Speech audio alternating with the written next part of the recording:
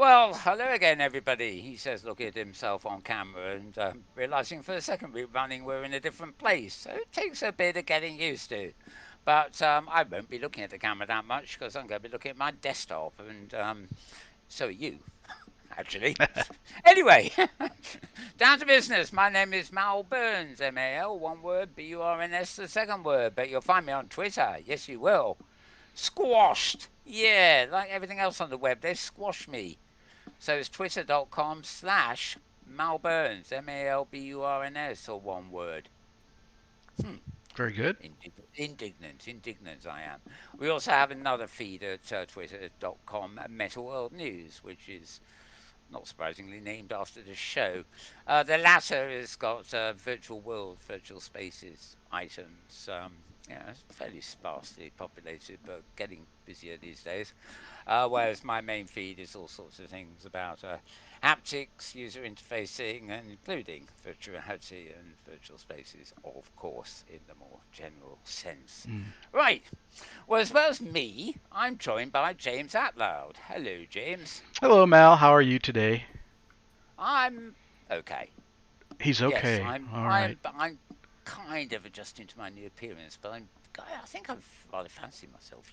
Well, you're Yeah. famous for lip movement, so I'm so glad to be Yes, a place where we've got some lip movement. How about that? indeed, yes. The blabbermouth for real. It's almost Yes, like being there. it is indeed. That's what it's all about, really, isn't Yeah, it? yeah. Indeed. Okay, well, James, of course, is not visibly. We haven't got a desk here yet, you see. So James is sort of in his head. He's pressing all the buttons and stuff. But actually, in the real place, he is pressing buttons, and he's monitoring my desktop, which you will see on another camera, which will display all the things I'm talking about as I'm talking about them, Hmm. which is all very good. And you'll be hearing from James a little bit, I'm sure. Right, right. Well, let's get down to Did business. you did you say These the are time, these are. the date? Oh, okay. You're just Oh, about to. I was just about to. Sorry about Yes, that.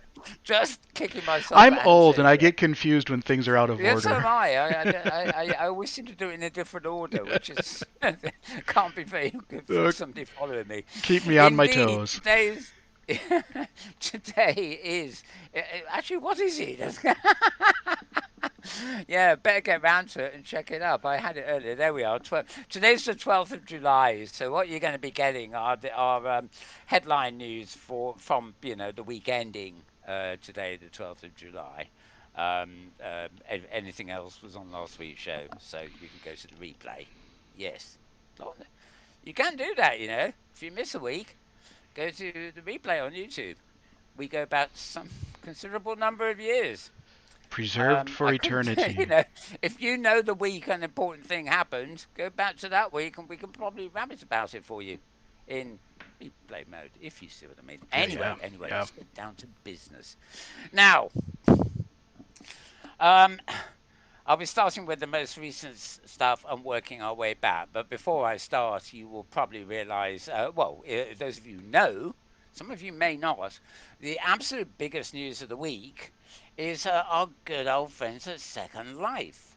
The company it's actually Linden Research Incorporated that has been sold to a couple of venture capitalists who are known for investing in sturdy products with a good growth but slow growth kind of involvement.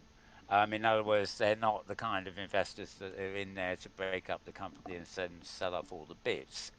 Um, it, in buying Linden Research, they've bought Tilia, the financial transactional sort of company, and they've bought Second Life, the virtual world platform. Um, uh, um, they both work together in the sense that Tilia handles payments for things like Second Life, but also their former property, Sansar. Um, we don't really know yet much more. Both Ebbe Linden, or Ebbe Oldberg, the current CEO of Linden Labs, says no to worry, not to worry, all is fine, or it's the same as ever, but we got more money to do things with. Um,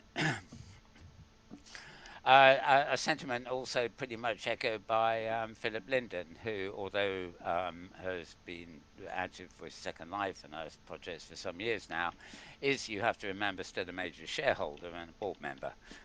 So this is the kind of activity and change that is affects more the board of Linden Lab rather than the CEO and the everyday operations. I mean, obviously, new owners might just sack everybody, but it's highly unlikely. The people that will gain most are probably the existing board members who will actually receive, who actually have investments and will recoup some of that investment thanks to the new investment that's coming in. But I'm no expert on this sort of stuff, and I wish I had somebody who knew about companies forming and all that stuff available, but I don't. Including Maria Gavrilov, who is still in on our trailer as we come in. Sadly, I was meant to. Well, we are concocting a bit of a science fiction project, actually. On my point, it was to co-host a show. From her point of view, it's actually a magazine, and we're having Zoom meetings with all these science fiction authors, which is very interesting. Mm-hmm. But sadly, no, it didn't happen on Friday. Maria, who was hosting, sent a text message saying she was in the what's it the urgent care unit of a local hospital. She's had lung problems and heart problems, and Oh apparently no. it's not coronavirus, Okay. and she will be home in about 5 6 days. Although she says she'll be on some kind of medication for the rest of her life, which is rather sort of embarrassing. So while I'm here, I'd like to, if she perchance sees this, wish her all the best, and maybe I'll be talking to her later in the week next week. So Oh. obviously, if she was here, she'd be able to give us a thorough corporate Right, right. rundown on where this is concerned. But sadly, she's not around, so I couldn't even ask her. Okay, okay. I'm glad I got that in. I might have forgotten if I ploughed straight into news. Right, now back to my screen. My monitor turned off. I presume the screen lever is still working. Screen Leap still has it, yeah. Very good. Right. Well, the first link I've actually got up on screen is from today. This is at Forbes, Forbes .com. www.forbes.com. I don't know where you need it, but it's one of these. Some have it, some don't. Um, they do this post every week. Luckily, this week it's actually come in before our show, as it were. And there are a few things mentioned in this that I was actually going to cover anyway, and probably still will. But by just scrolling down this, we can get to some of the other highlights of the week. Um, Something that's actually quite important here, which a lot of people have announced it but haven't really put two and two together here, is concerns Epic Games. Now, Epic Games are a huge, huge company. They do other things other than games, and they've even got some games that are plausibly, social worlds. They certainly have many games that people will use to meet socially rather than just play a game, which often happens in games now. I mean, even before, the early days of Second Life, half the people there were actually meeting in World of Warcraft and in um, the other ones. Anyway, right. So Epic Games are big now. They actually bought Fortnite not so long back, and Fortnite is absolutely huge too. So, I mean, it's another feather in the cap of Epic Games. So, when the Sony Corporation, announced that they're investing 250 million, that is what, a quarter of a billion, I think, in Fortnite Maker Epic Games this week, that is major. There's been some behind the scenes speculation as to why Sony would do this. Most have concluded that this is probably a very, very shrewd move because of what they get. It's not just Epic Games. They get, the things like Fortnite, Epic Games products, their technology, and everything else. And I suppose for people who use PlayStation, maybe it means you'll find some more Epic Games content coming to PlayStation, though I think their investment is largely to do with an investment agenda rather than PlayStation agenda, if you see what I mean. Anyway, hard to know what to say about that really, but it is a very significant behind the scenes move. And in these days when everybody's in lockdown and games are becoming very popular, and virtual world, social spaces, everything online. I mean, what Sony are buying there into there is phenomenal. And a lot of people are talking about what happens after our lockdown, and wishful thinking. It could be a year or more away, depending on the way things go, or more. But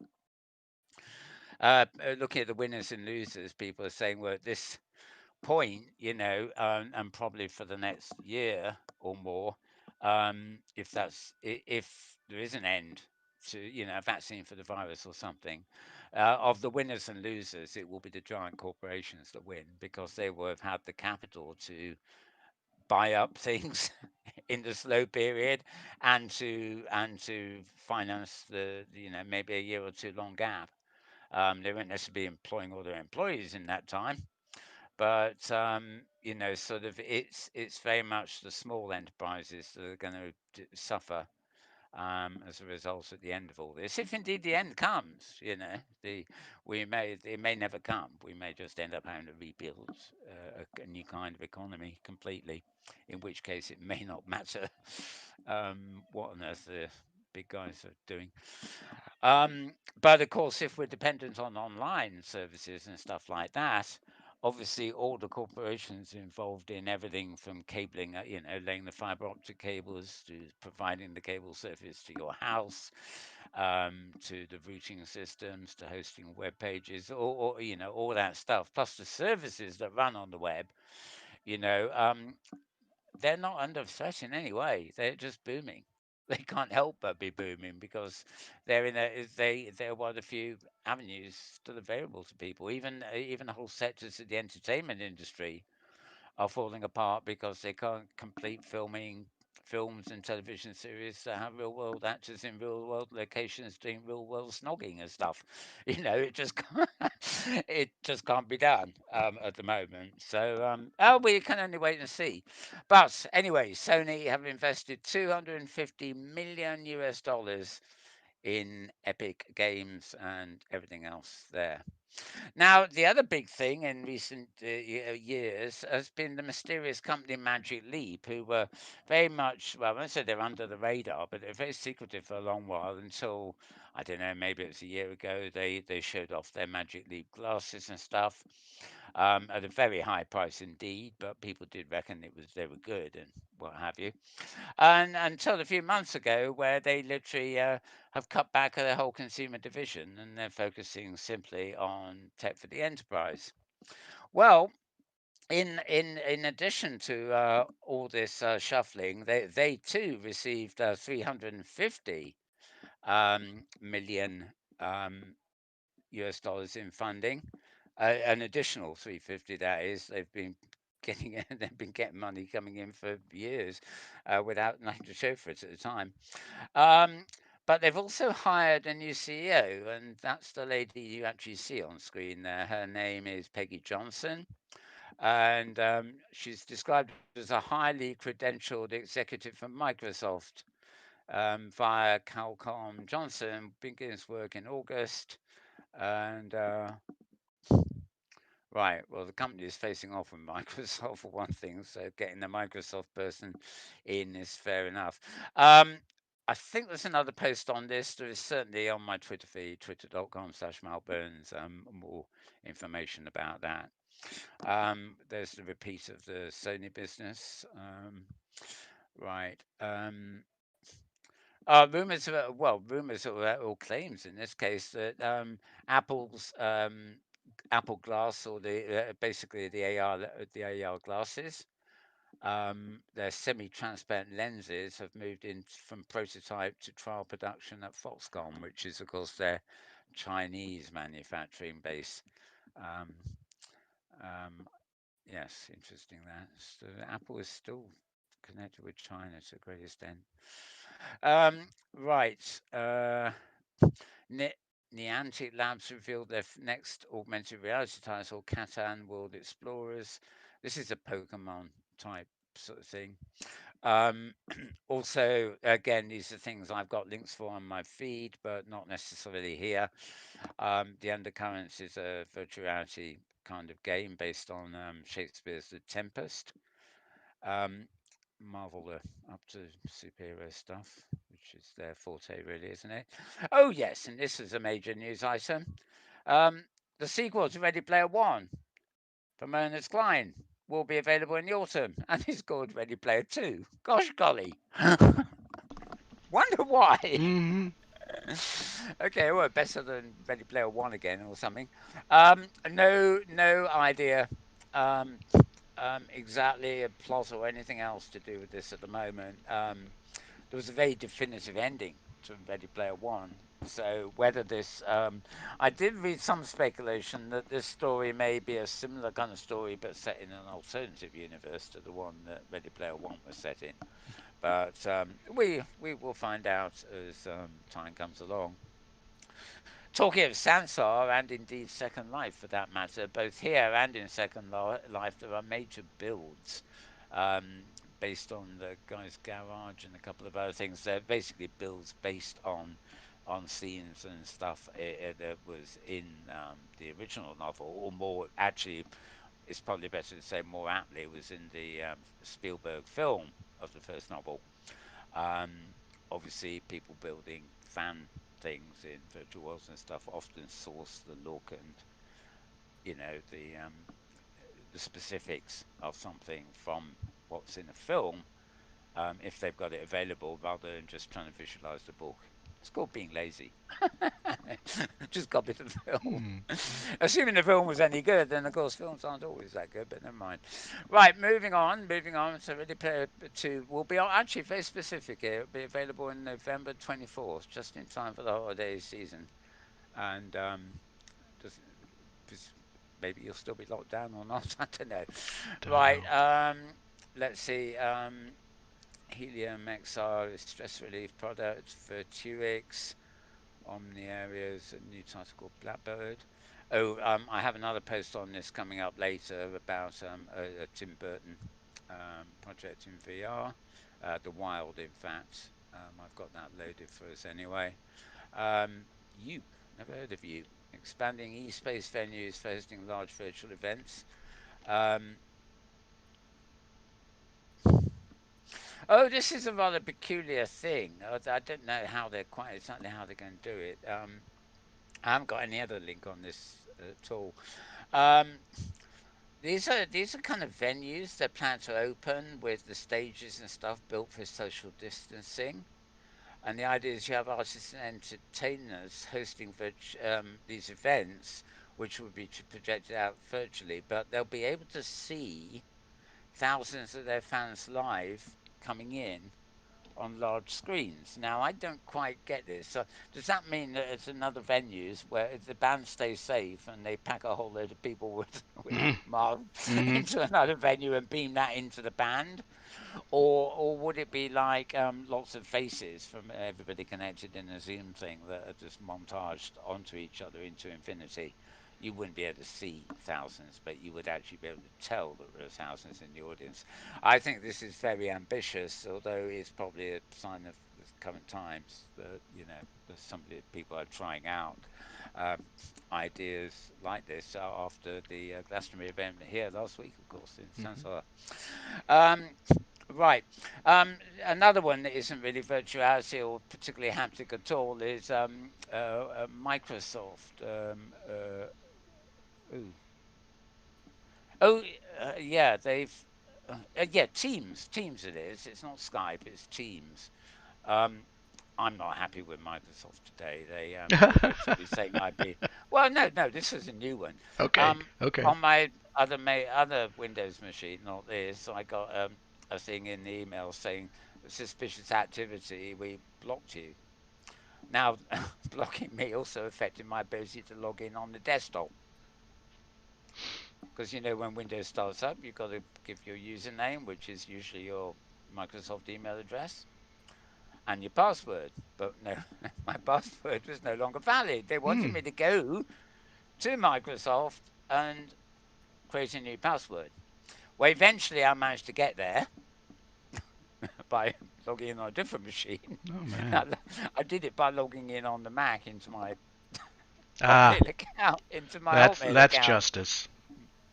But I couldn't actually log into Windows to do it because my it wouldn't let my password in. So I managed to do it, but then of course what I find out now is that OneNote, OneDrive, Skype, GroupMe, um, Hotmail, Outlook, um, I don't know how many things need to be altered, and I've got access to all these accounts on three different machines and two iPads and an iPhone. And eventually, I haven't done the mobile ones yet, but I spent most of today reconfiguring two Windows machines and even the Mac because the Mac still has to log into Microsoft, if you see what I mean. So yes, we have been having fun. Anyway, what was I talking about? Yes, Microsoft. Well, what else would I be talking about, Hmm. really? Okay. Yeah. Apart from that little incident in my case, they Microsoft have come up with a. It just looks hideous. Um, they're copying what Zoom did about having multiple windows and changing backgrounds and stuff, but they've now decided that they're offering members of Teams a sort of what they call a virtual plugin. And what it does is it takes, so I was reminded about the outdoor event here, it actually takes all the faces and instead of putting them in little circles like, Hyperdeity does, or in boxes, video boxes like Zoom does, it just takes all the faces individually and montages them all into a big mass of avatar sort of people sitting behind desks. So you see your real person's face on top of an avatar sitting behind a desk next to another one. But the thing is, it looks like the view you would get in a boardroom from the other side of the table. There is nothing really virtual about it. You can't spin around in 3D. It just looks like a novel way of putting a whole load of people on screen and, coming up with a really amateurish sort of cartoony seating at the table arrangement to make them look and it's maybe a bit different from what they look like independently in video boxes. But please, only Microsoft could dream up something. So, I mean, it probably, the trouble is children don't have Microsoft Teams. There is a domestic version being launched, but I really don't think Microsoft are after the kindergarten. And the only people I can think of that will want to use this conferencing facility are kindergarten kids. I mean, sit, look at a cute cartoon, put your real head on it, and sit behind a table with your buddies. It's like a sort of preschool kind of exercise. Anyway, I think enough So on Mel, that. I read about that a bit, and I got to apologize to viewers. My Oh, joystick's not working today, so my panning is pretty poor.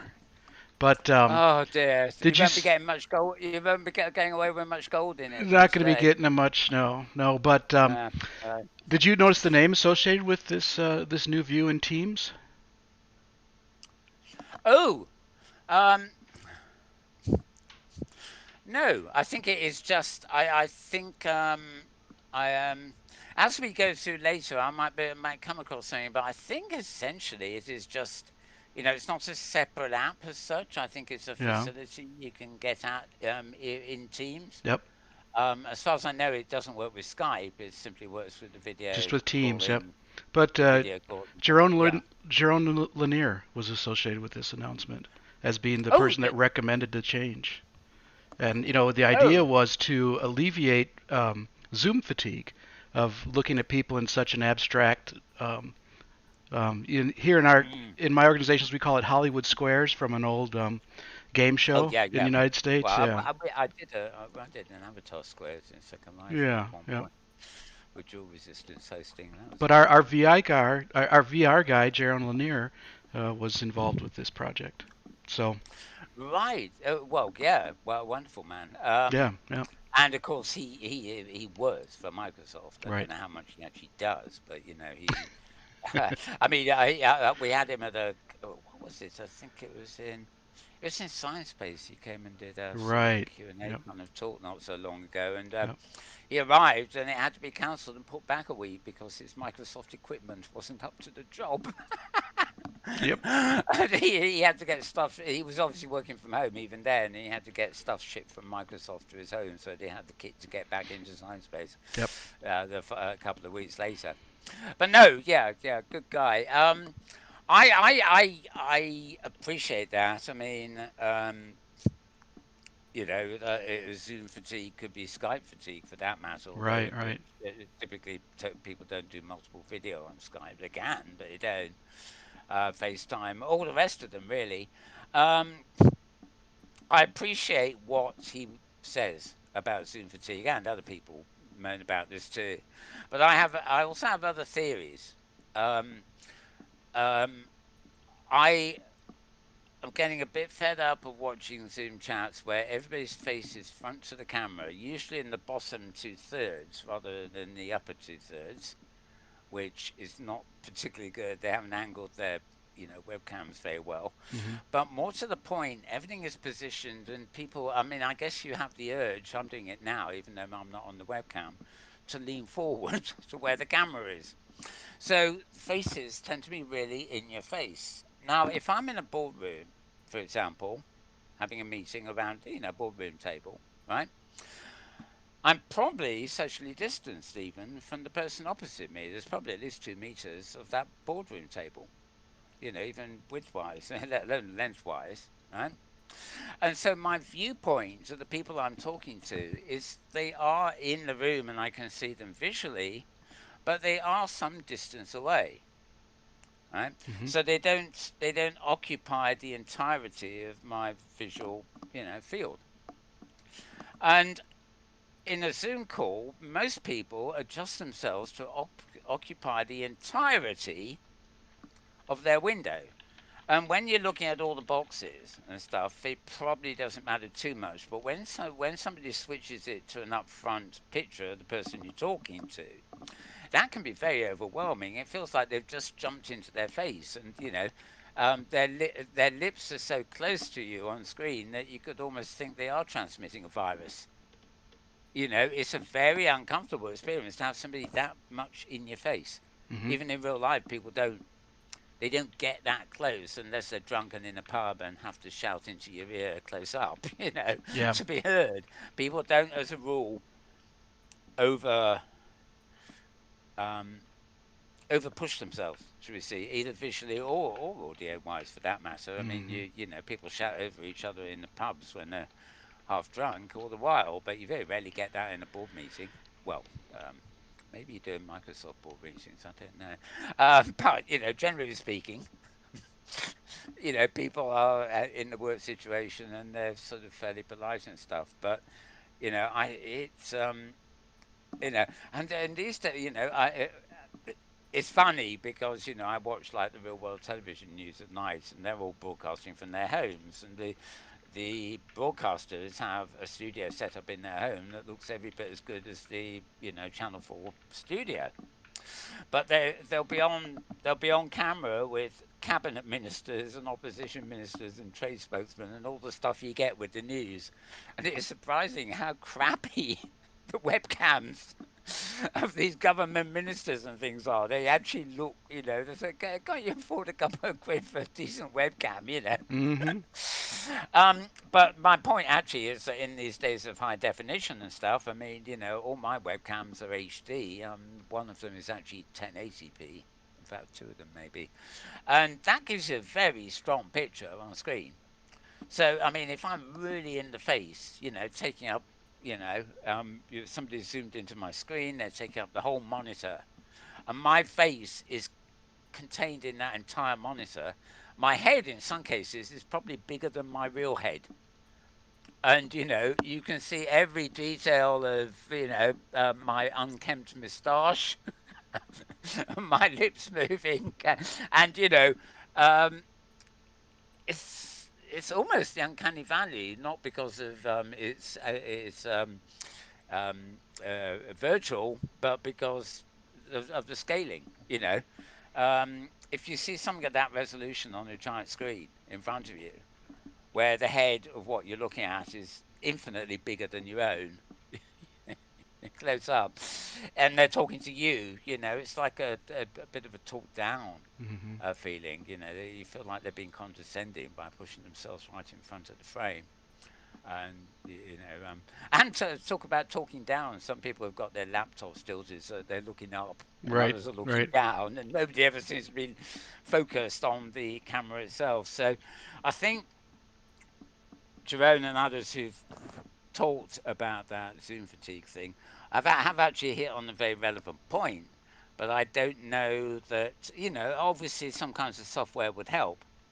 I mean, but if you really just, you know, go with the new audio high fidelity, for example, will be absolutely fine. You get a picture of yourself, but it's not video, it's not moving, but it is positionable and you can move around. Now it's very basic, but for a lot of corporate use, that is just what they want. And you still sort of know which person is who and where they are.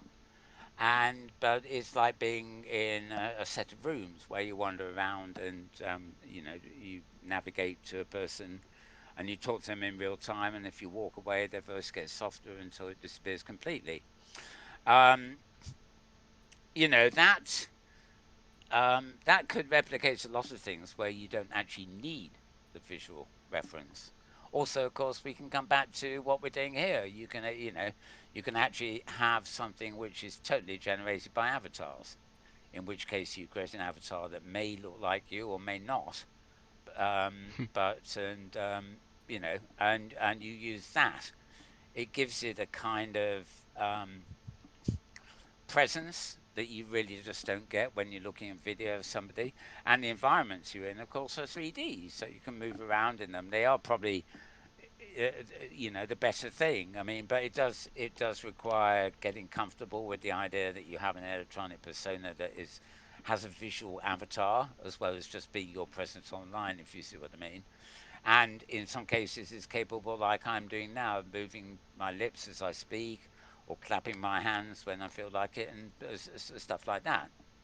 And actually, it's quite easy to do. Don't That's do it. Don't do it. no. Yeah, if you do it, you'll stand up. Oh, okay, right. Sorry. Well, we're So still practicing. sorry, but Still, yeah. we're still practicing here. Okay, well, I Right. can't clap my hands for you, but I was gonna, I was gonna have a go, wasn't I? Up for anything really, but not Right. standing. Right. Um, Sorry, I'm in the rabbit hole. We haven't Yep. got that many links today, but we've got the rabbit hole. I do see what Chiron Lanier is actually getting at there, Right. but he is a Microsoft person. He's obviously trying to come up with a suggestion that he thinks will work for Microsoft's Teams app. And I'm not saying it doesn't, but as I said, I mean I don't know many kindergarten users of Teams, I haven't tried it and yet, so I really don't have an opinion about it. I'm looking forward to trying it. it's I may be being unduly vicious. But I mean, we had that Vicardia thing. Was it called Vicardia the other week for the education conference, which is very simple, cartoony virtual world. You get in, you press, you walk to a room. All the avatars look generically the same. There's no real, different hair, different color shirt and stuff, but they don't look like shirts. They look like block, Mm-hmm. Lego-y kind of figures. Um, and it's good enough for getting in. You can move your avatar from one place to another, and you can take a seat, and then you can listen to audio and listen to presenters as they show you PowerPoint type stuff as well. Um, and I don't enjoy that at all, but I recognise that actually. For most of the kind of meetings that are being held in it, this is probably the perfect platform because the kind of meetings that are held in there, is for the people. They're not going to want to customize an avatar. They're just happy to have one thrown at them and Right. maybe Right. choose their hair and shirt when they log in. And as long as they can use their arrow keys to move and keep it pressed to run, and they can easily get a pull down list so they can teleport quickly to all the different rooms in the build. Um, it's got everything they need, really. Um, I've been to, in OpenSim here. Well, I don't know about Sansar here, but OpenSim in particular, and Second Life for that matter, great fleshed out avatars and everything else. And you go to a conference and you sit there by the stage. And what are you looking at? Some avatar presenting with a PowerPoint behind them. Mm-hmm. Well, quite frankly, that is why that software is good for the job. You don't need Second Life or OpenSim to stand in front of a PowerPoint. Nope. It's just the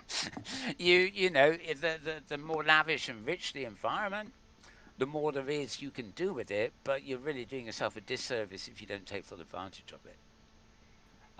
So go simple if that's all you need. You know, um, a lot of criticism of virtual worlds is you have to download a client so you can log into Sansar or log into Second Life or log into Sciencebase or log into OpenSim or log into however many others there are. But if you have something really simple that will work on the web, for example, and is just so quick and easy for people to use, why not? I mean, one of the reasons I think Zoom sort of works, I find it annoying because I can't look up addresses and I don't have an address of friends list in Zoom like I do in Skype or others for that matter. But I think one of the advantages is that although Zoom is not a virtual world, it is a sort of virtual space, and all you need to launch it is a link in your web browser. I mean, sure, it will ask you, try to get you to install the Zoom client and stuff, but there again, so does Skype. But it is what you call quick and easy, really, to join. So long as somebody has mailed you a link, pressing on that link is, within seconds, you're in the meeting and you're live with all your friends on video. And there's a lot to be said for that, and the same with the Vicardio app. And in fact, one of the SciSpace even have a web version. It's not as good as the independent version, but if you can just click on the link on the web and immediately either get to a space that's built on the web, or takes you to a very fast loading plugin that is maybe on your hard disk and takes you in on that.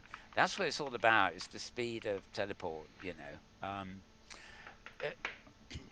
Uh, when I logged in here earlier today, I was just looking here, and there's a big full screen thing, and you see a thing while the scene is loading. But because I've been here before, it only takes a couple of blink, and I miss it. Um, when I go to Second Life and I go to OpenSim, for example, which arguably are my old favourites, they still take forever to get through that progress bar and log you in.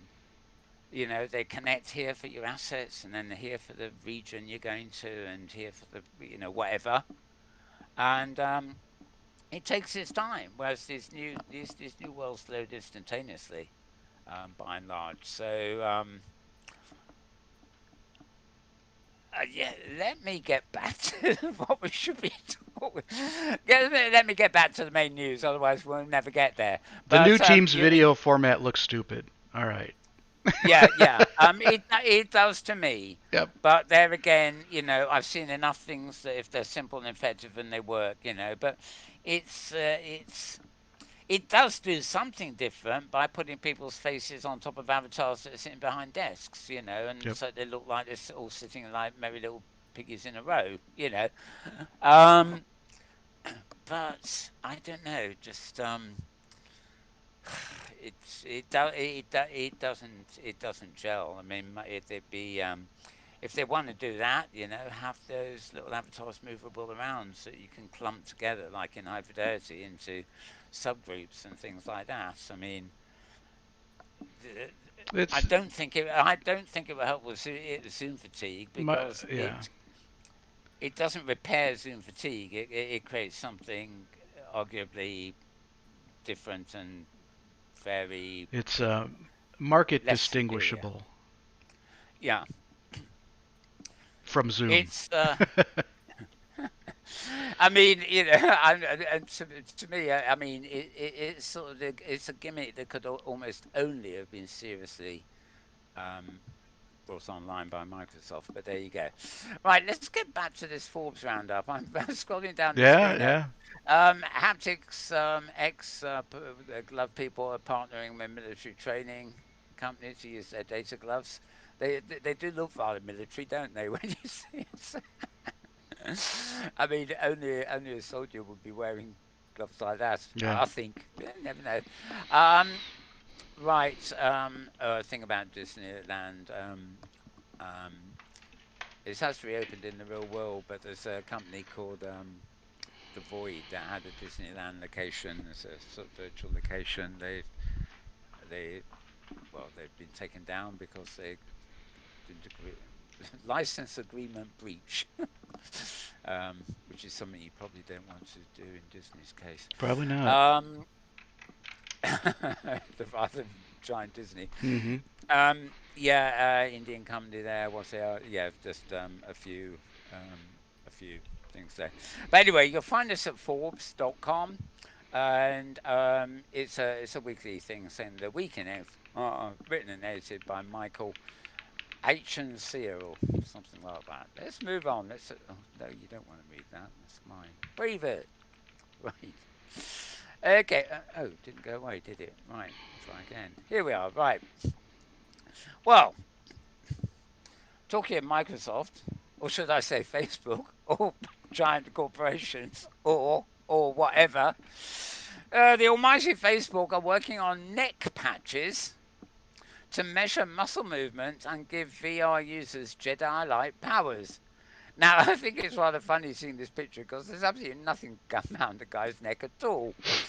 But here is something to do with the patent, which it looks like a scribbled cartoon, doesn't it?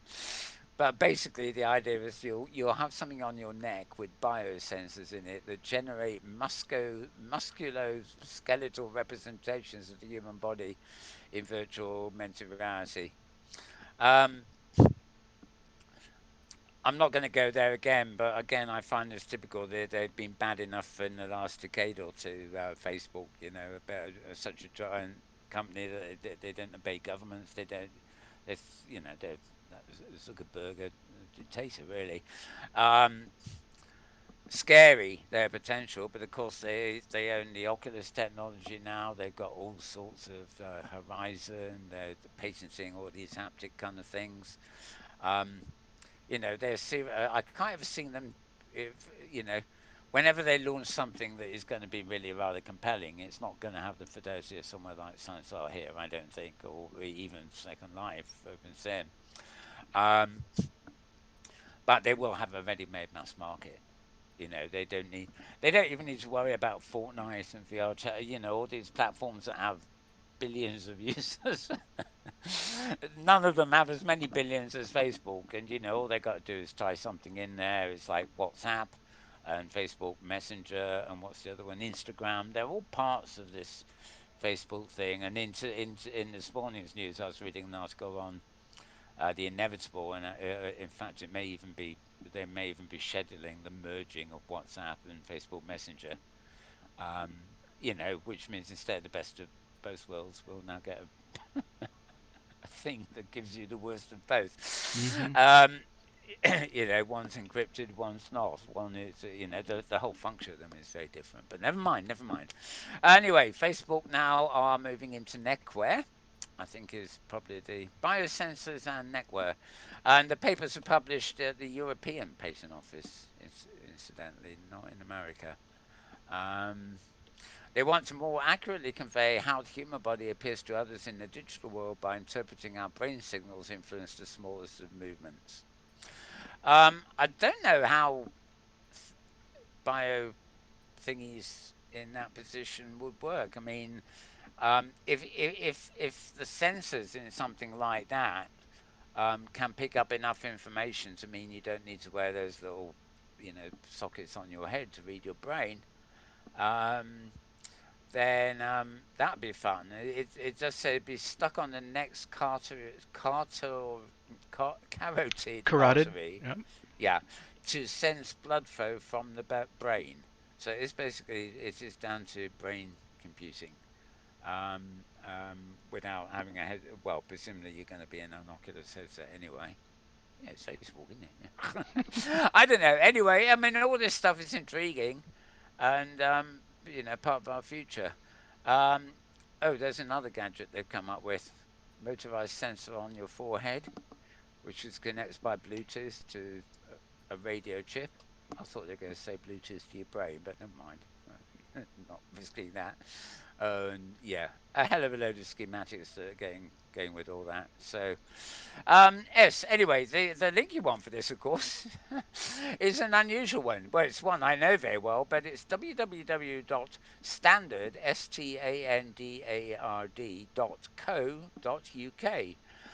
The London Evening Standard is London's evening newspaper.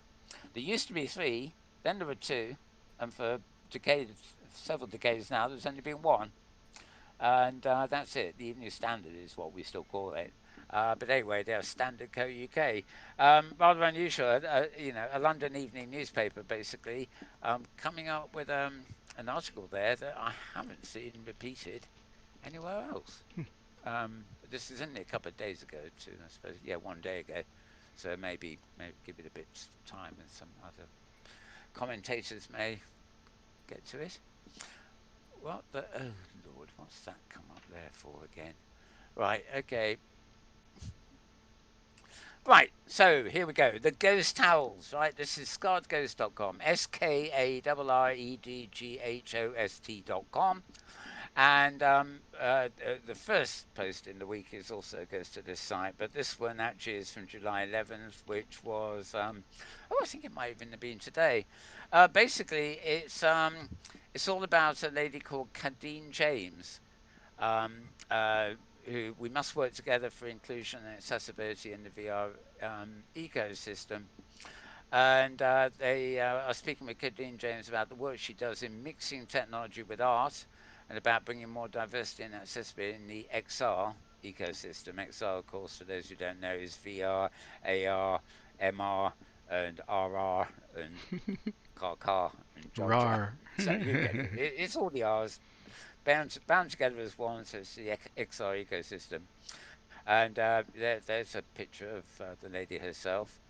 And 10 years of expertise in 3D, IoT, and immersive realities. She's based here in London, where at Hobbs 3D she creates enterprise solutions using AR and VR. And she's also created a collective called the Immersive Kind that is defined as a multidisciplinary platform for artists, designers, and creators who are using technology to make the world a better place. She works every day to highlight projects that use technologies for good and also to put the spotlight on projects made by women so that to bring more diversity to the tech space. And I'm not going to read the whole article forward. The reason I'm putting it up is that hopefully you would go there and read it for yourself. So that is scarredghost.com. And the post was today, well, actually, it's dated yesterday, July the 11th. Um, and there's not a vast amount of stuff every day at this site, so you'll have no problem finding it in the top articles section down here, whatever page you land on, so to speak. Or go to twitter.com/malbones, where you will find a direct link. Okay, put that one away. I'm getting fed up with this one, aren't I? Come on, I don't think I actually need. I don't think I actually need that open now the stream is on. Yeah, still screen leave still works without the web page open.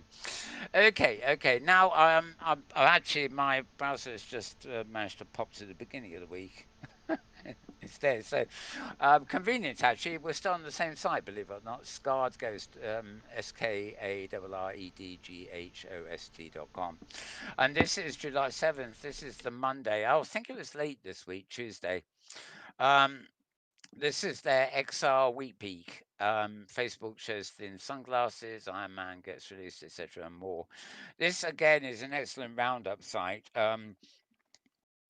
It features a lot of stuff that I wouldn't necessarily feature on this program, although obviously it doesn't cover some of the things I do. It's Facebook's new VR headsets as thin as glasses.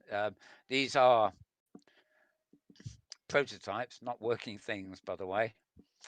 Um, If you're interested in Marvel Comics, the Iron Man VR apparently is getting a lot of acclaim for its VRing. Facebook has got AI 16 times super sampling. Oculus Quest gets colored Guardian and voice commands. And Google has acquired a company called North, which I remember we mentioned last week. Torch was. Sorry, I don't understand. Thank you, Google.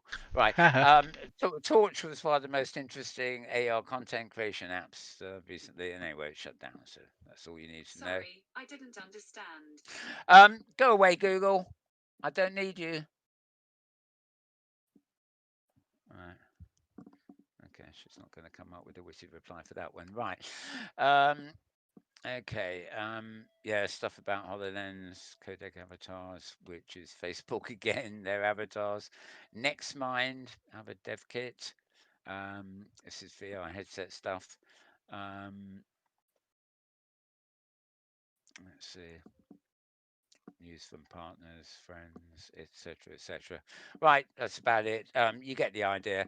So, scarghost.com, and this particular one was on Monday morning, actually on Tuesday, so July the 7th is that post. Again, it's very easy to find if you go to scarghost.com.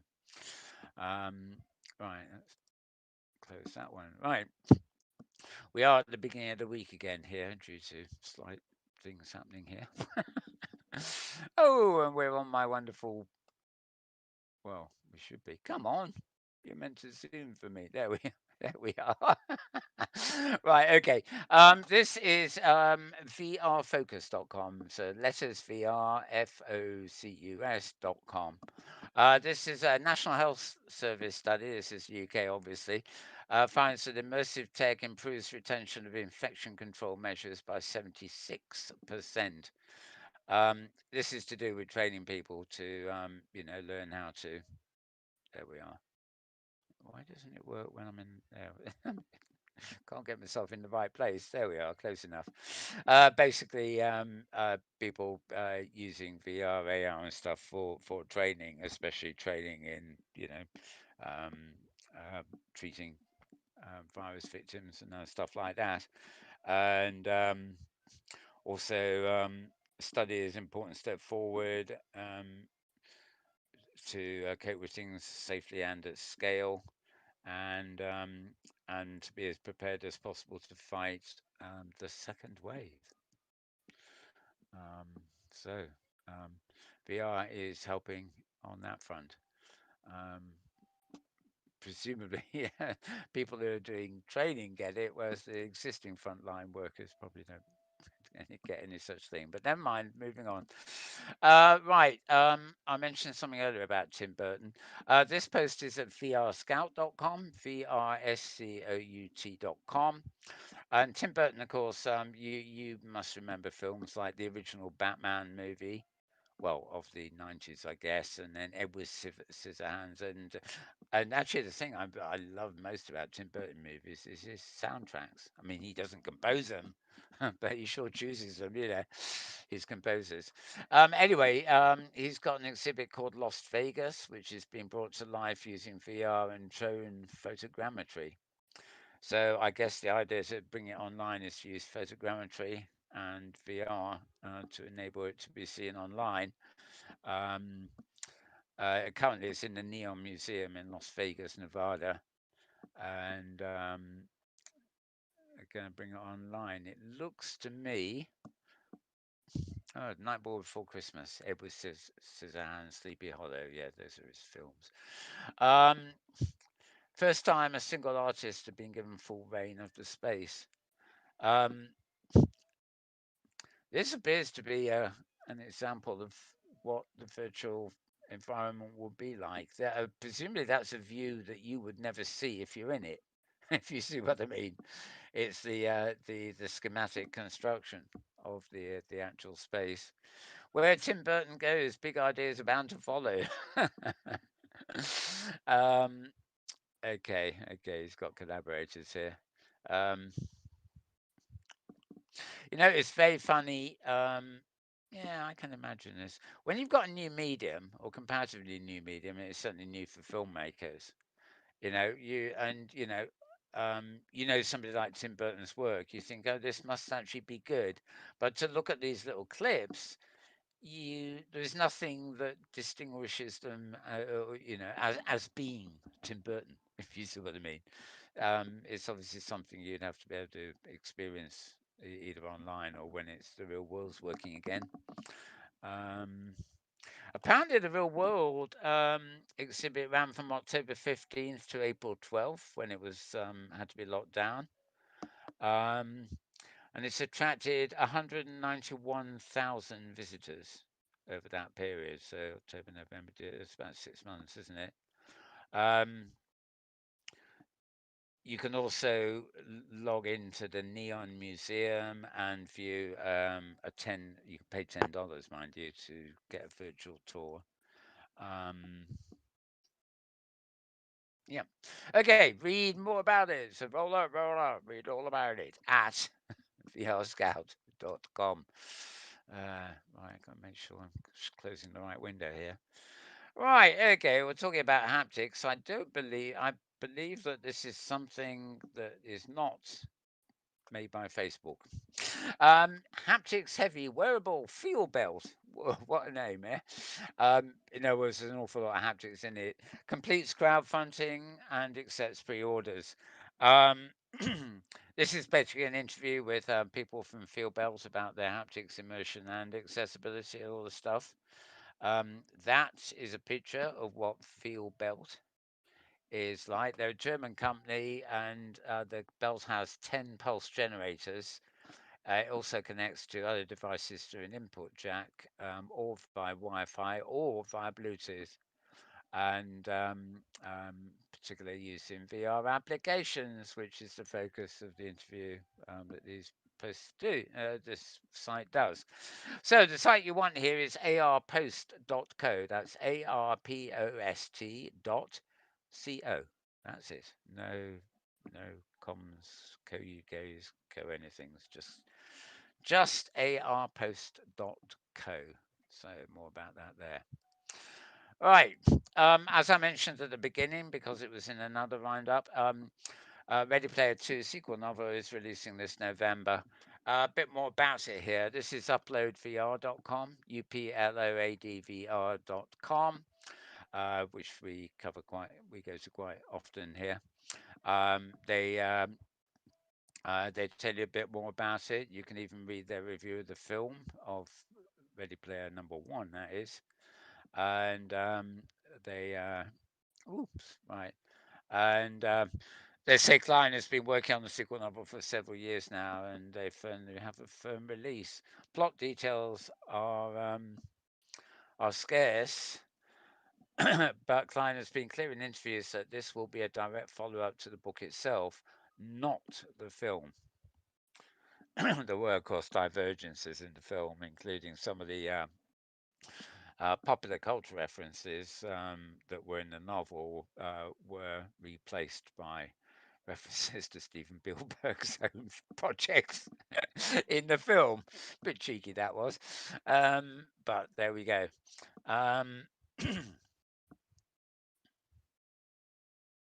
Okay, you can actually pre-order it on Amazon now, and they're oddly enough, they're asking their audience for comments. Saying how much do they want to know about it as spoilers? How much spoiler do you want? Anyway, that is at uploadvr.com. Moving on, this is back at vrfocus.com, vrfocus.com. What's a pangolin when it's at home? Anyway, this is about protecting pangolins and preventing pandemics. I know what that is. How XR inspires empathy and shapes action. This is published July the 8th, and that's pretty. I don't know what it is. I think it's a vegetable, isn't it? It's a Yeah. pangolin. Oh, It's a that's a pangolin. it's a scaled mammal, kind of like an armadillo. Oh, very cute. It Mhm. reminds me. Yeah, I know what it makes me. I think of artichokes. Yeah. Right, Okay. right. It And looks a bit some like. people speculate that the coronavirus came from pangolins in the Asian food markets. Oh, okay. Just a I little thought it. extra highlight of information. Oh, interesting to know. I thought it came from a bat and a rat, Yeah, bat and a rat it's all or something. speculation, Mel. Nobody knows Yeah, anything, exactly. right? They can't trace it back accurately. Right. They know pretty well where it started. Right. Okay. As you can see, fair old article there. Behind the scenes. Um, Obviously talking about pandemic-y type things, organizations, and then where does VR fit into all this? Spotlighting issues that reach more audience and inspire more support than their 2D counterparts have. Um, yeah, so it's basically about a VR experience to highlight these kind of issues, as does the article. My mouse is getting stuck on its zoomery, powered by Peak. There you go. I'd forgotten that was active. Right, this site can't be reached. Naughty advert trying to butt into my space button, no doubt. Okay, the Unreal Engine can now capture facial expressions via official iOS app. This is posted July 9th. This is at theverge.com, theverge.com. I have a vague feeling that this actual topic may have been posted earlier and covered on last week's show. Um, Basically, the Unreal Engine, along with the Unity engine, are the two main sort of platforms where developers create things like virtual worlds. And in fact, they use them for CGI in films and all sorts of stuff now. Very powerful applications. Unity used to be the biggest, and the results tended to be aesthetically wonderful. They've probably been taken over now by the capabilities of Unity. But this one actually is quite useful because it means that you can capture facial expressions and well, ARKit and the iPhone's True Depth camera. So you're using Apple stuff at the moment here. Um, but I imagine this would work best if you were using a full iPad because that's like having a high resolution camcorder. Um, would that they? I'm not in a way. I'm very surprised because you can capture with motion capture suits. You can actually capture whole body motion sequences, and I'm actually surprised that I think they're actually just concentrating on facial gestures here. You know, like the detail of the facial gestures, because you certainly can capture whole body action. In fact, here in Samsar, and indeed even in other places like Second Life, many people actually do sell you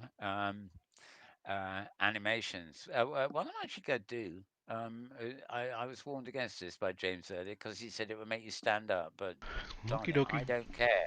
I don't care. Fair enough. Um, right now, got to spin my camera around. Well, James has got to spin his camera Well, around, I'm which not is what. spinning my camera around. All right, I'll Oh, spin my well, camera around. yeah, there you are. I'll just move me and then go for it again.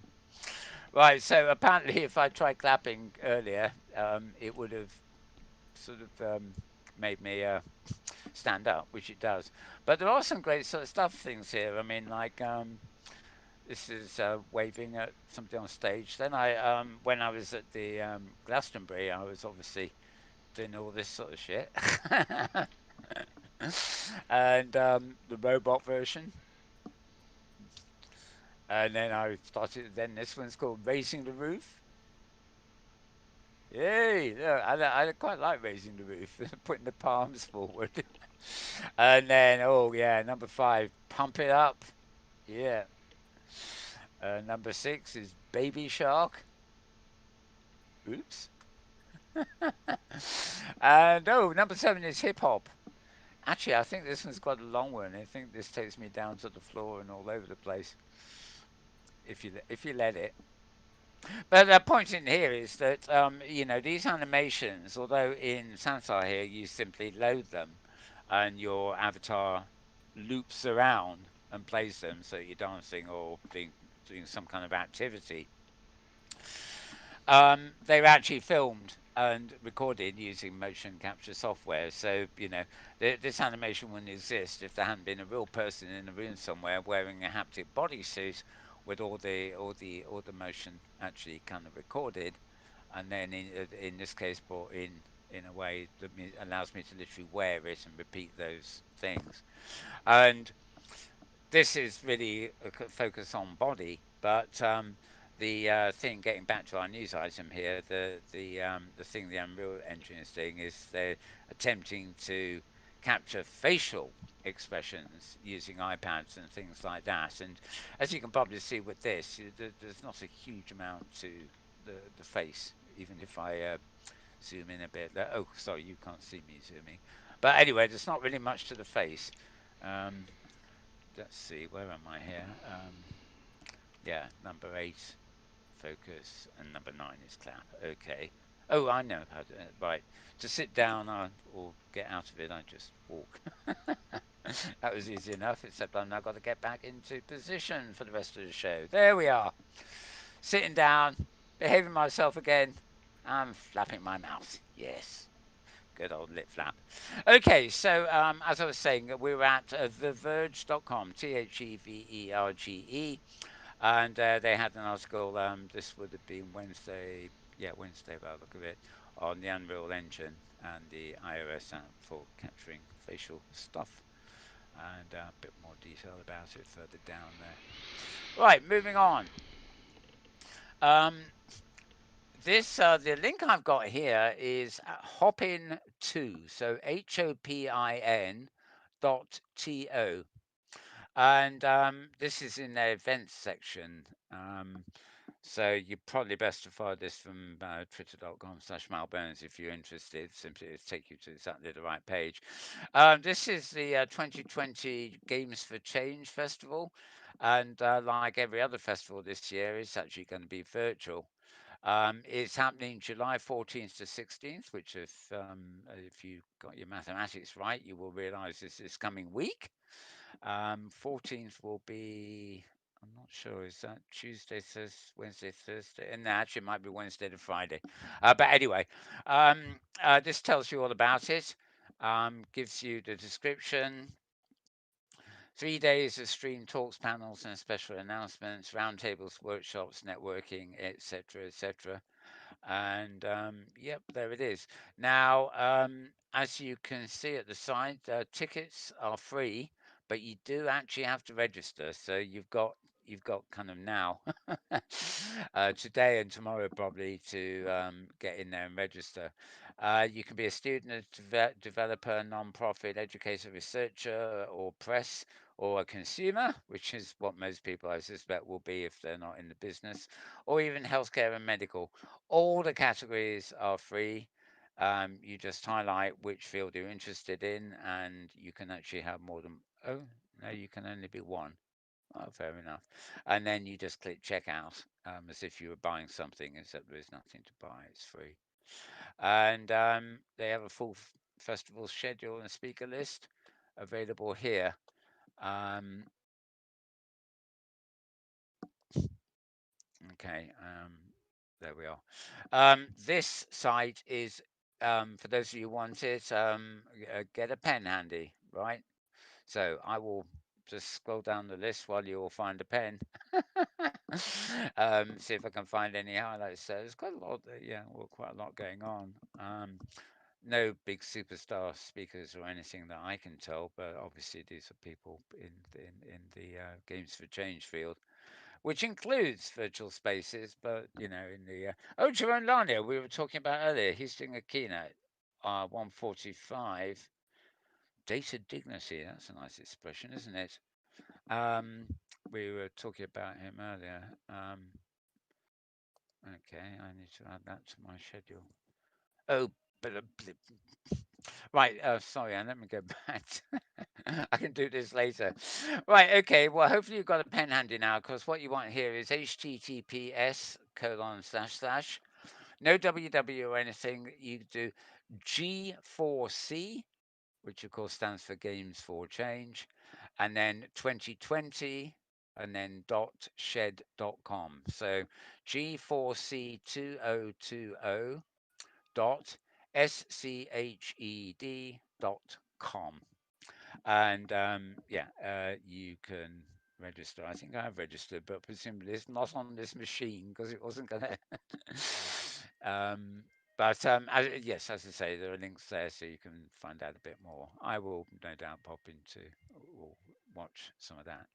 Okay, now I've started this program with what I thought was probably the biggest news of the week, and here is the actual official release from uh, Linden Lab. You'll find this at www.lindenlab, that's lindenlab.com. It is a lot of people, for some people, refer them to as Linden Labs, but it is singular, lindenlab.com. And the official corporate entity now, I think, is Linden Research Incorporated, which is being acquired. Now, this is the press release from Second Life or Linden themselves. They've signed an agreement to be acquired, by the way, by an investment group. Needs to be approved by regulators, etc., etc. Linden say they're excited for the new chapter to begin. They see it as an opportunity to continue growth and expansion, and their money service business, Tilia. This is Ebbe talking here. We're grateful for the ongoing support from our community, business partners, and investors. But now more than ever, there's an increased recognition of the value and utility of virtual worlds to bring people together for safe, shared, and online experience. And basically, I guess the guys at um, the acquiring firm have cottoned on to that. Um, Right. The two chaps in the company do seem to have some experience in the field. Um, since its inception 17 years ago, Second Life has been a pioneer in the concepts of virtual societies, land, and economies. And that's Philip Rosedale speaking, and he's now CEO of High Fidelity.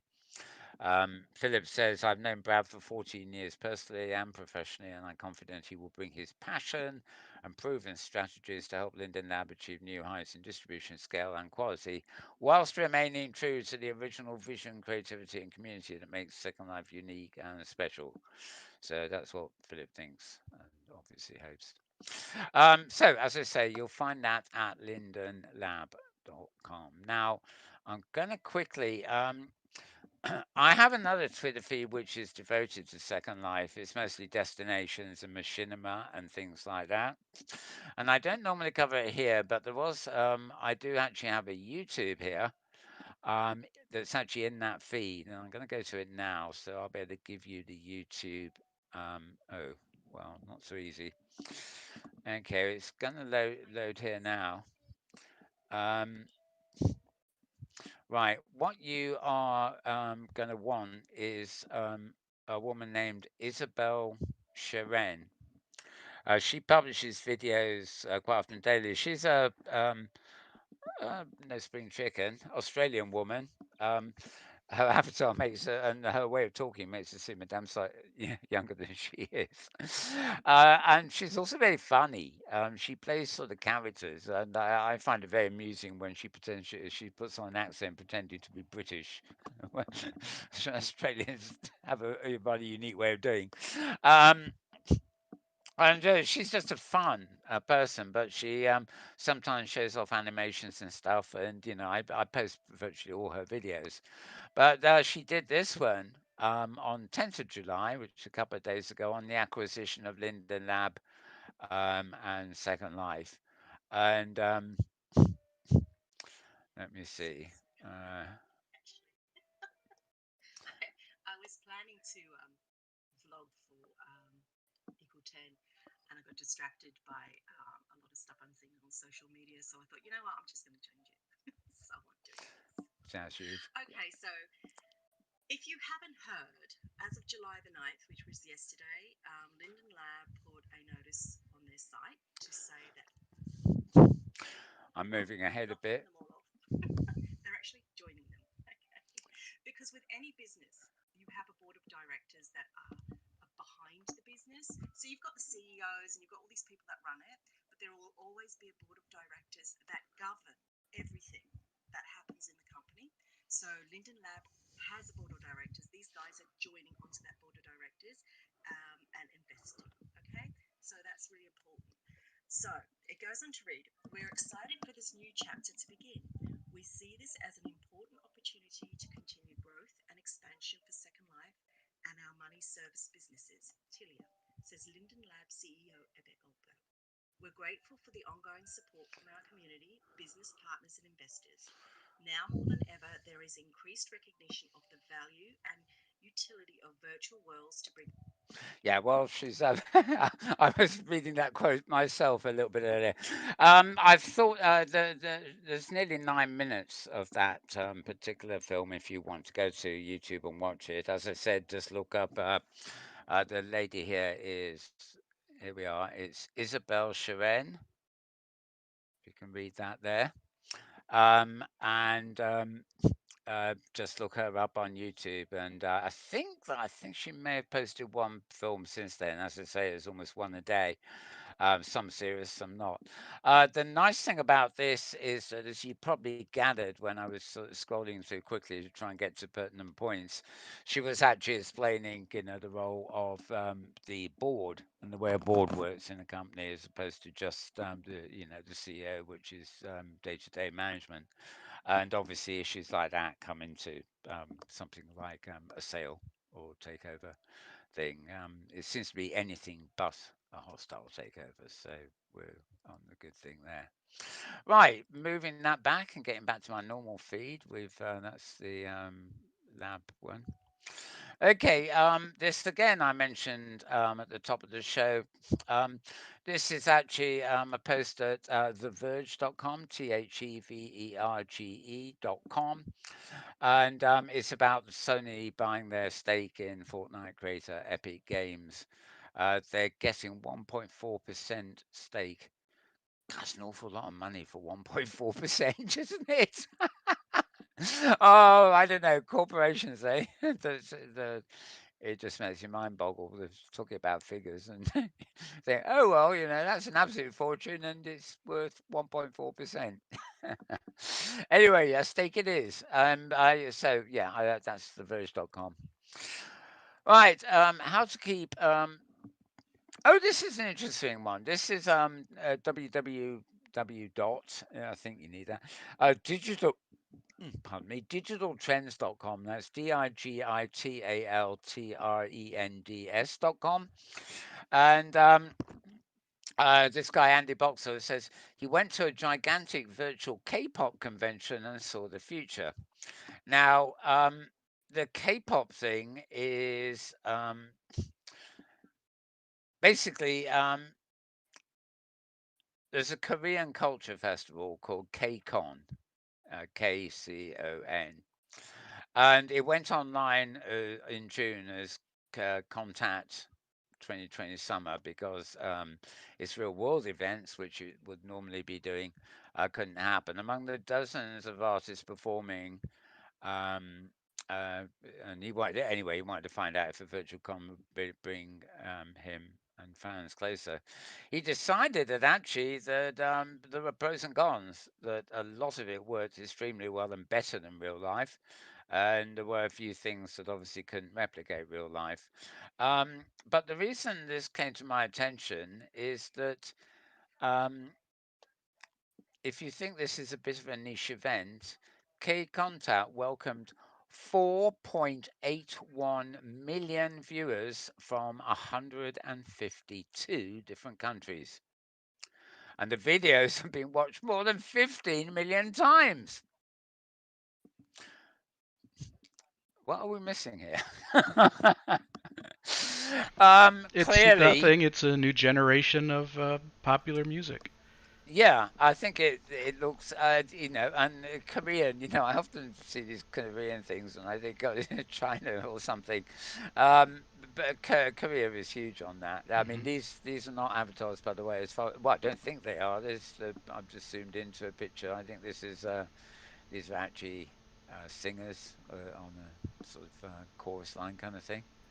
Um, but they would be represented virtually. Whether the virtual thing was just looking at these recordings of these on stage and stuff like that, I don't really know. But anyway, interesting review by somebody because what they're saying probably applies to a lot of other things. how the virtual can feel real, making the virtual feel real, and getting closer virtually, and comparison to real life. There we are. Um, and as I say, adapt and survive. Yeah, um, yeah. It's a good review of a specific concept, but the attitude of the reviewer is is considering it in a way that could be very much any virtual event. So there's quite a lot to be learned, or or considered in what he ends up talking about, especially an event that was that big. I mean, the mind boggles. Right, moving on, moving on. Don't want my mind to boggle too much; it will explode. Games industry biz. Oh God. Right. Okay. Don't quite know what happened here. It's given me a front page instead of the article I was looking that I had bookmarked. Um, 2 days ago. Uh,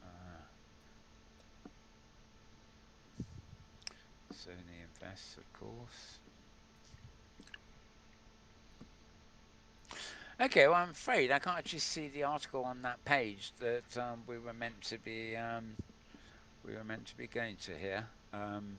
So sorry about that. Um, I get a feed from game industry business, but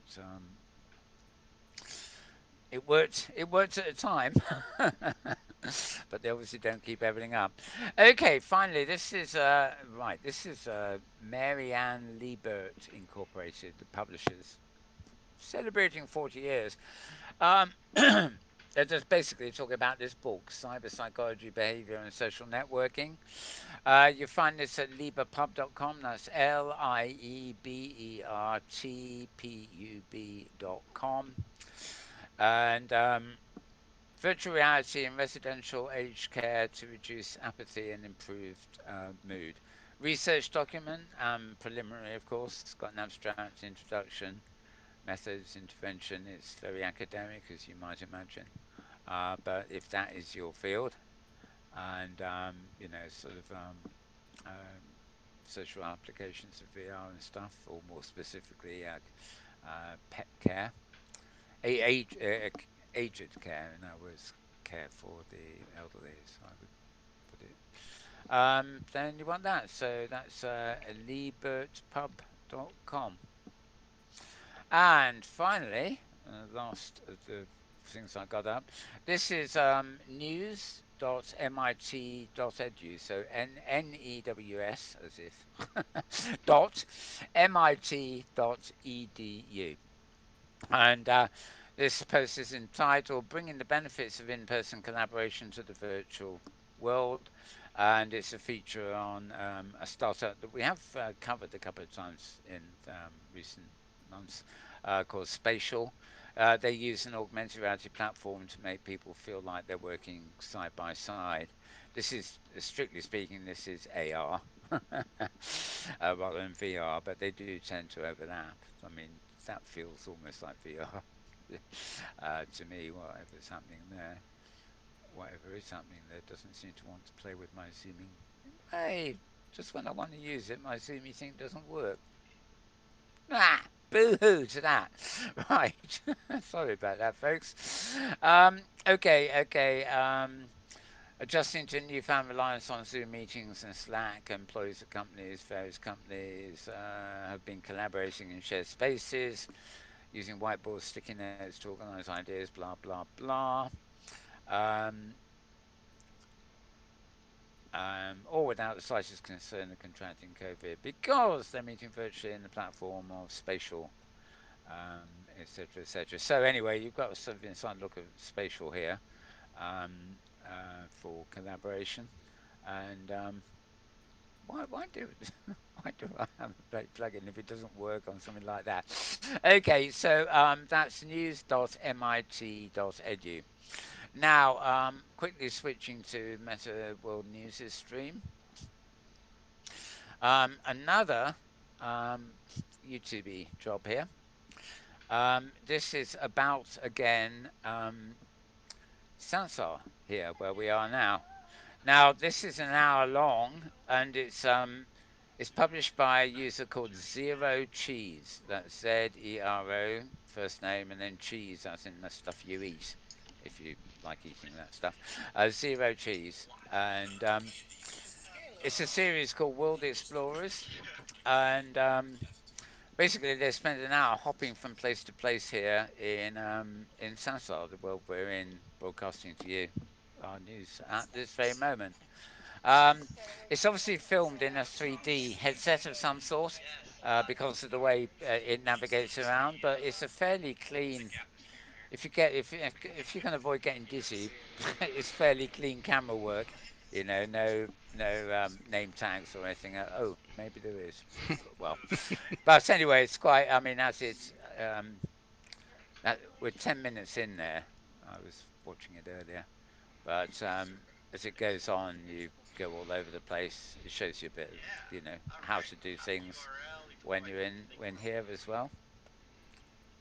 So this is YouTube user is Zero Cheese, and you can. This is episode 12. It's an hour long. I haven't tested out all the other episodes, but um, my guess is you've got about 12 hours of viewing there if you want to learn about places here in Sansar. All right, moving on, moving on. Inara Pay repeats, well, just gives her own take at Modem World ME on 3.3 million people were watching or at the audience here last week for Lost Horizon, the Glastonbury thing against Sansar. Um, I think this is the other one I'm looking for. Is it? Yeah, 21. Yeah, Ebby Linden retweeted this one for me, which was rather nice. um, this is from a site called Process Arts. Never heard of them before, but I followed this. Um, this again shows Sansar, and it's been filmed largely from a 3D camera, but it's actually I think it was The Verge or one of the big tech companies that pointed this out. This is almost a pretty serious documentary. Um, let's see, you can get a bit of it from the tone of voice, no doubt.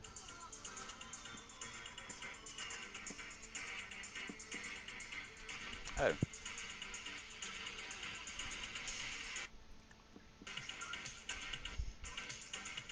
oh,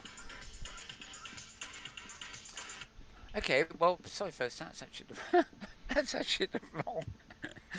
That's the wrong one, believe it or not. um, there was a very good. Um, it was a very good film, actually, which was posted, but I know that's not the one because there was no voiceover on it. Um, so, just a couple of other ones thing. This is going to Kitely. This is where we often do our show from too.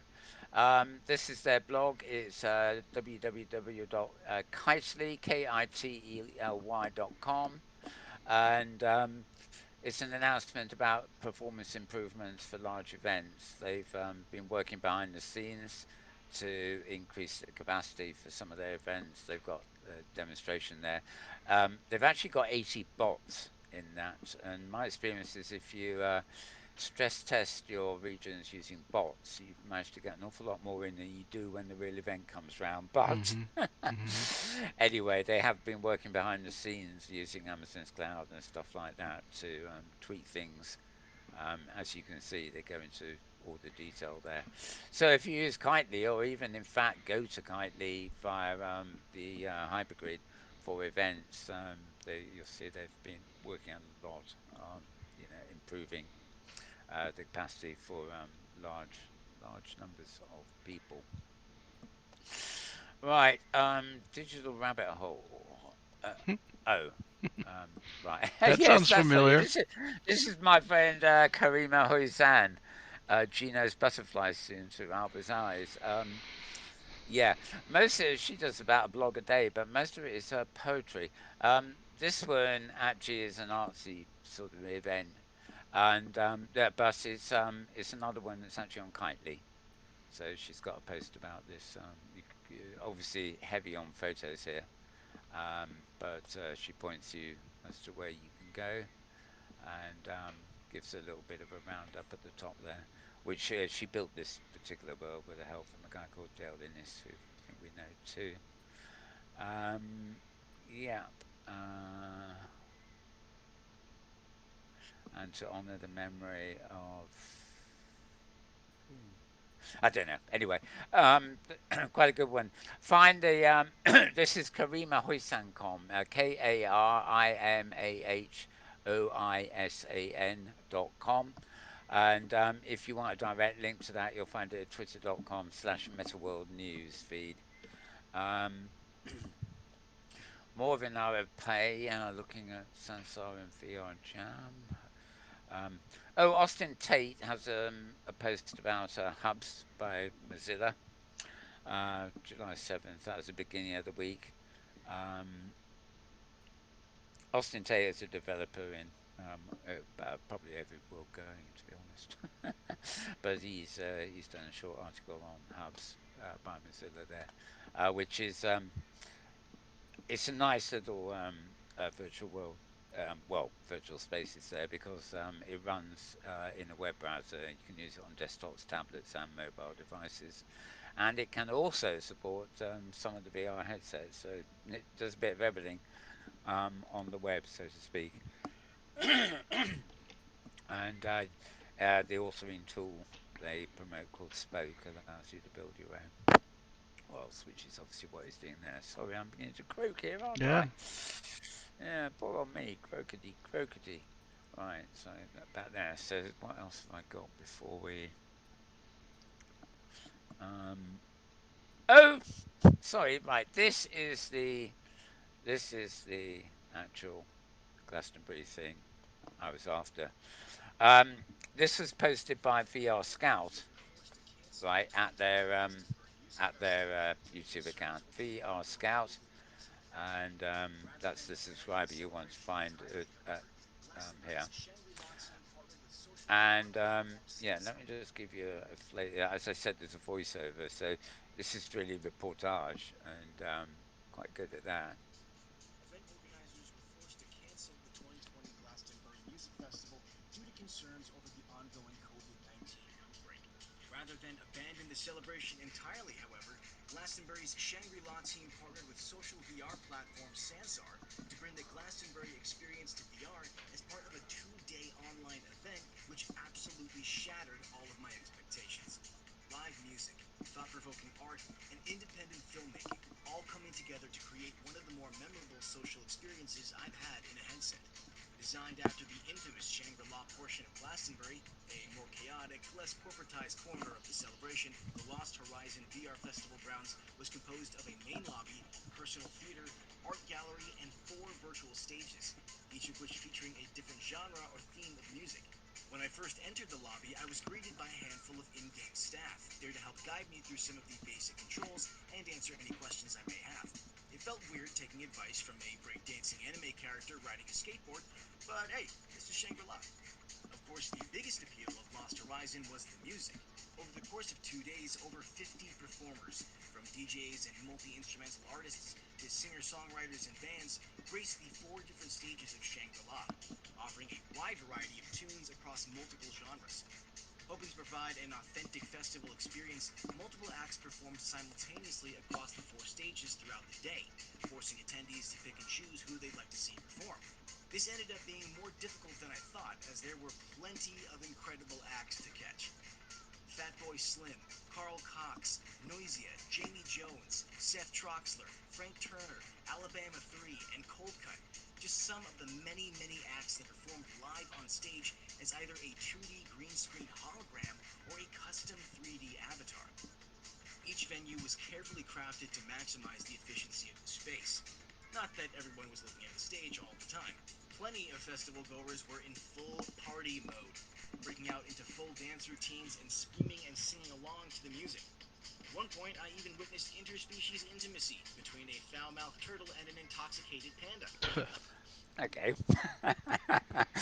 Well, yeah, Well, that's all you need for that. that is a good VR chat visit. So. Yeah, now oddly enough, there's this is in Metaworld's in News' stream. I also on a day later I posted this on Facebook because I thought it's got that documentary feel to like help promote virtual worlds and stuff. And it was actually on Facebook that Ebby Altberg um, uh, cross posted from me.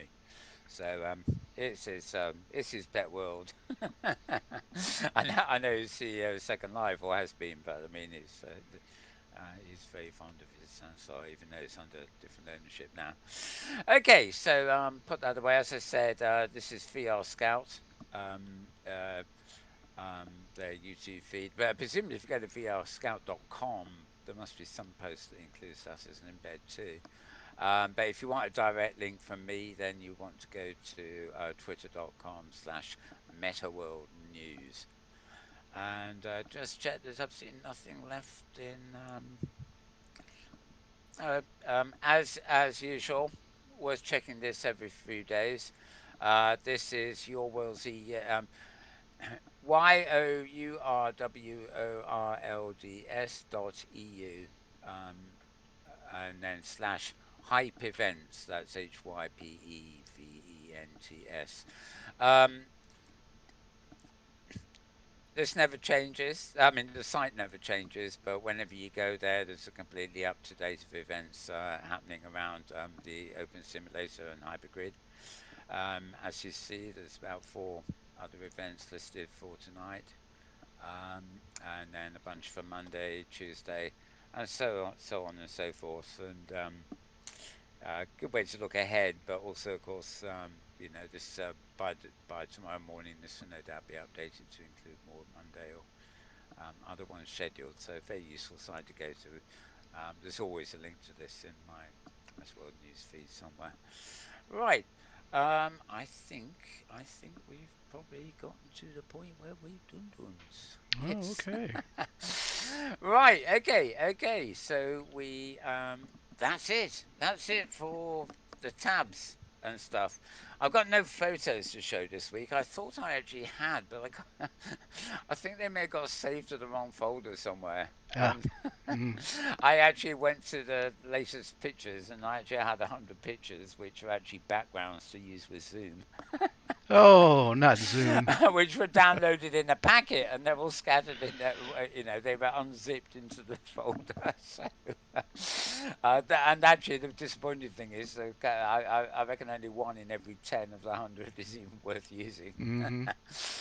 But at least it was a nice video of a bridge for me to Okay. pose in front of. Right, so yeah, James, thoughts on that lot? Oh, no, I think I'm thought out today. I Yeah, know I'm it's a hard job, this, isn't it? I'm Thought frustrated out. by Sansar and the lack of Oh, joystick really? control. Yeah. Oh, you lost it. Yeah, so I have to mouse click and move around all jerky, and Is that then just it failed to OBS read? drops its frame rate, and Oh, Lord. no, Sansar, I have a joystick to move the camera, and it's, Windows says it's there, but Sansar doesn't seem to want to act upon it. Oh, So have you had the Windows update? no, no, I avoid those as best I can. Yeah, that's a shame. It could be like a glitch, it's like sometimes you log in somewhere that has voice and there's no voice, Then sometimes and not. then you Yep. relog and sure your microphone's active again. Kind of the Yeah, way of living in the modern world. living in the virtual You world, might right? connect, you might not. You may or you may not. Yep. Yeah. Oh, we just want one big virtual space that always works with no Right, right. faults and accepts new plugins as required and doesn't require us to ever log out. We just Yeah. teleport to where we need to be. Yeah. Probably the only Yeah, one to those give it things. to us will be Facebook. Yeah, that's The Upload VR chaps this week were talking about Facebook Horizon being the way of going into all other apps, and they were very excited about ah. that. But I don't know. I didn't listen to that, or at least I listened to the. Hang on a sec. Where's my Slack gone? Um, Forget that. Where was it? Oh, right. I've got a category here called of interest. I think it shared with you. The Second Life's Lab Gab had quite an interesting interview on Friday yesterday. That's a YouTube interview with Rosie Hellendale. Mm. Yeah, here we are. The VR download, Rockstar AI, Valve Radar, Reverb G2, Ready Player 2, and Half-Life. Is that the one? Yeah, but it's a long show this time. It's just An hour and a minute. Hello and welcome to another episode Oh, you're of sharing it. Oh, there you right. are. We're gonna share someone else's show. All right. Well, no, it's just to give people an news, idea. comments, and interviews from the VR industry. I am your host, Kyle, and I will tell you right now that Adam, it wasn't my fault we started late today. Okay, so who else is Okay, on Yeah, the they have so problems line? this too. They have problems with their virtual broadcast, just like we do. oh yeah, everybody has problems. It's got. I mean, actually, I do notice this quite a lot of late. In particular, I mean, I think YouTube have eased back to normal again now, but because of um, so much bandwidth hungry stuff during lockdown, Yeah. Netflix, for example, stopped streaming 4K. They brought it down to standard HD because there was too much demand on servers. Mhm. And YouTube were the same. I think you've been mostly still able to actually, if requesting it, you get a HD, but they've changed the default to 480. Um, so they're lowering the resolution available just to cope with the Sure. demand Sure. online, which just proves the internet is not actually that robust. And of course, it has been taken over by media companies who just have been abusing it left, right, and centre. And Right. Right. now people are stuck at home. All they've got to do is play games and watch movies all day because they're online. And people who just maybe streamed a couple of programs a week are now doing a couple a day, if not more. So yeah, I mean, it's it's easing a bit now over here because more people are going back to work, in the real world, and of course other people are at work, but they're after working at home. But it just the demand on bandwidth is just you know nothing has crashed as yet in a very serious sense. Mhm. Although I was extremely pissed off the other day because my Spotify vanished. I Oh. used, but I don't even buy CDs anymore. I pay Spotify £10 a month to play anything in the world that's ever been. Um, and if I had something, maybe if I get something special, I could buy a CD. But it's more or less CD quality anyway. It's only slightly less. Um, but it broke, and guess who broke it? Not Microsoft. Oh. For a Face, change. no, Facebook. Okay. All right. Apparently, Facebook have a software development kit that people use, and even if you didn't have Facebook on your machine, there was some problem with this. I think there's some code in the Facebook's SDK that whether it's used for Facebook or not still refers back to Facebook servers. Sure. And if there's a glitch there, it crashes the programs. And apparently on the iPad, especially, um, loads of programs were down for hours. Apps were down for hours. They just wouldn't run because Facebook had attacked them.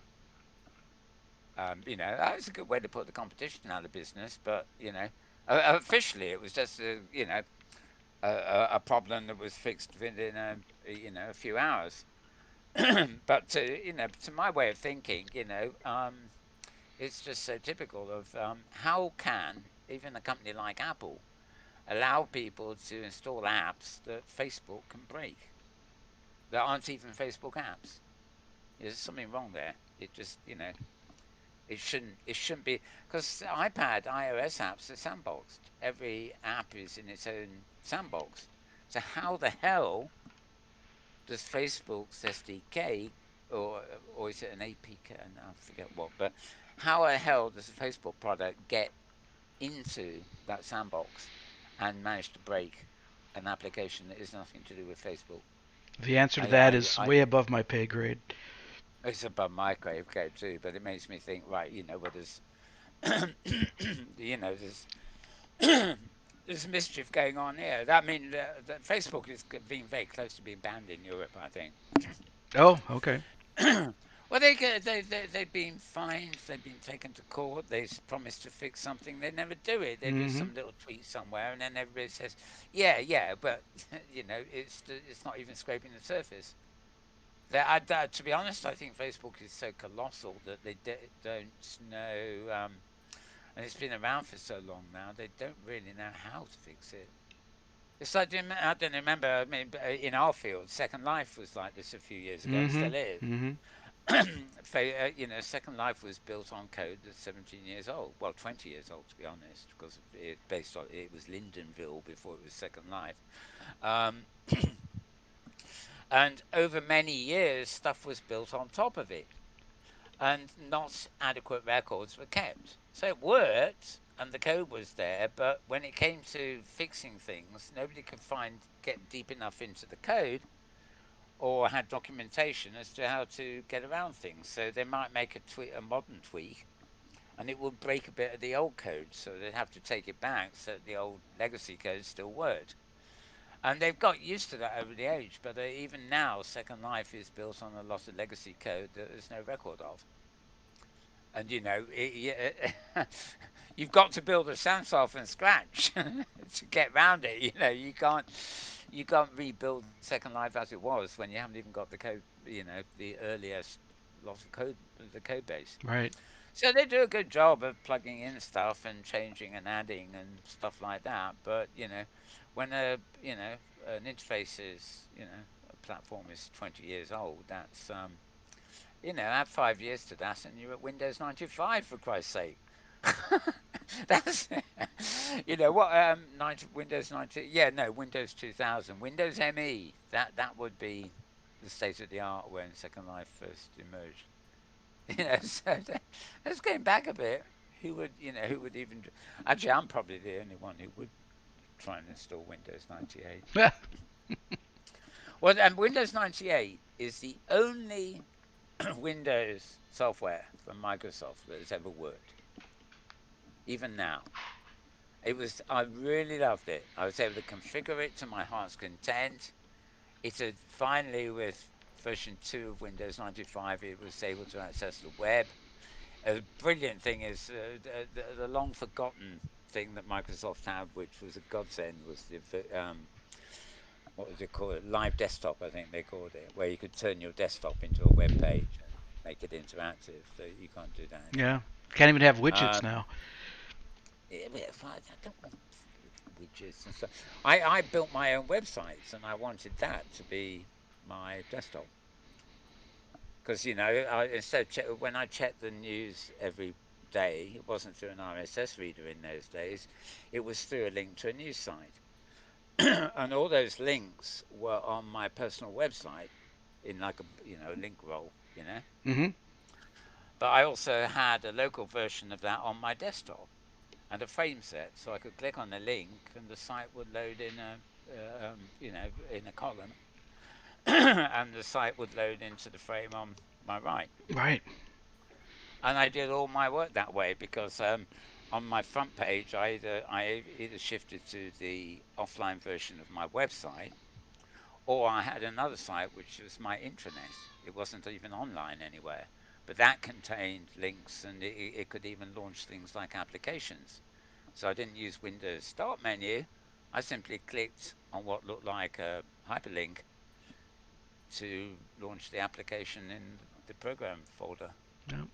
I didn't need anything except my own built web pages, either on the web or offline. And you can't do that anymore. Right. Microsoft has turned it into its own thing. So if somebody's told me that there was nothing else left of Microsoft except Windows 98, I might actually say, well, I'm happy to keep them All around. right. And I still have a machine. I haven't plugged on for ages, which is an old one. It's of course 16. Was it 16-bit? No, no, probably 32-bit. But I think it's actually, I think it's running Windows ME because I rather stupidly updated my 98 to Windows ME and regretted it pretty quickly. But Windows ME was close to 98. It wasn't a major leap forward. But I loved Windows 98. 95, forget it. It was a copy of the Mac, but with no internet. Then they remember, then Bill Gates decided that the internet was probably going to be an interesting thing in the future. So he built, they hurriedly released Windows 95 version 2, which had the internet and the active desktop, but it wasn't all working properly until Windows 98. And then that's the last time. Windows ME just changed it a bit in ways I Added some didn't media particularly like. controls, right? Yeah. But that's the last time Microsoft Windows was a product to in any way praise. Yeah. Well, should we wrap the They show? Yes, yes, yes, yes. I'm rabbit holing again. They've gone down since. Yeah. By the way, that YouTube one we're looking is Upload VR, the one James is talking about, the VR download. The account you want there is Upload VR. There's also a join button, Mm-hmm. um, Yep. which I think maybe when it's live you can join. But you can certainly subscribe anyway. So yes, that is actually quite an interesting show. Mm-hmm. It's very, as you can see from the picture there, it's very rudimentary. I think it looks like the avatars got a bit wonky in places, but yeah, they're very serious talk. They're serious talking about things. So it's the sort of thing that should probably be a podcast rather than a VR. But of course they, I love it in VR. It's fun. yeah. Well, it's like this show, to be honest. Most Right. of what I talk about could be listened to as an audio podcast. And they use I their mean, hands, so that's a plus. oh yeah, but I'm using my lips. Uh-huh. That's good. Yeah, It's I all mean, it's all a step. maybe I could use my hands and just take my mouth again. Yep. Yep. I like it here. Yeah, I definitely like the fact my lips move. I must tart myself up a bit for next week because I think we should continue doing it here for a while. Actually, All right. it feels comfortable for some reason. Well, good. Yeah. I'll see if I can get that old Sansar code to recognize a joystick. Oh yeah. Oh, Mm. and incidentally, when I bought this hat and various things, there is in the marketplace here a cap like the one you wear in OpenSim. Oh yeah. Okay. My page boy cap. Yeah, yeah, All right. or something very close to it anyway. That I think they call it a not page boy. Um, oh, I forget. So many hats that look the same and have different names. Right. But yeah, I thought I'd mention that. But anyway, yes, we will explore that in ourselves. So I will take a risk in saying we will return same time, same place next week because we like it here. And with that, it's goodbye from him. And it's goodbye from him. So from the two of us, have a good week, stay safe, and enjoy being at home where you can. And it's a wrap. Bye bye.